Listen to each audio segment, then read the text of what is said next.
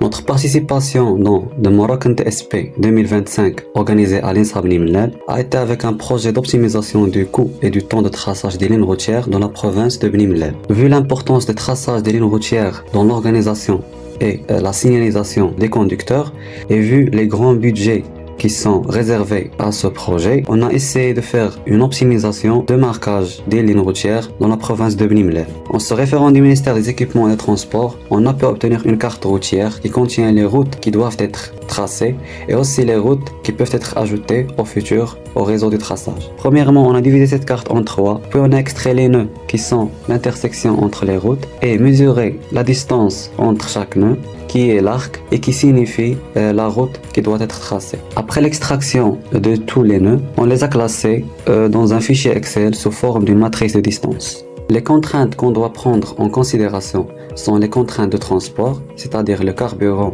du camion, les contraintes des heures de travail qui est de 8 heures par jour et aussi augmenter la durée de vie de cette peinture. Donc vu que notre problème est classé comme un problème de postier chinois, on est intéressé de parcourir tous les arcs.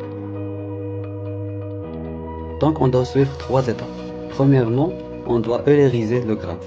Une eurélisation, c'est-à-dire que tous les nœuds du graphe doivent avoir un nombre pair d'arcs liés avec lui et on peut accéder à chaque nœud depuis n'importe quel nœud du graphe.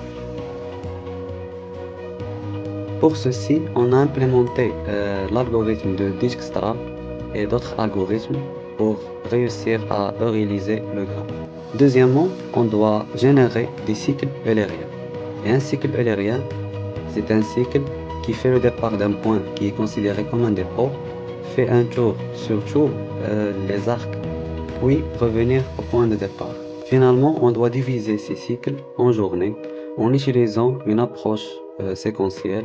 On a obtenu un tableau qui montre les journées et les arcs parcourus durant cette journée, le type de parcours de l'arc s'il est un trajet ou bien qui doit être peint, la distance de l'arc, la durée et si la peinture est requise. Et un tableau qui résume chaque journée, la distance parcourue de chaque journée et le coût total.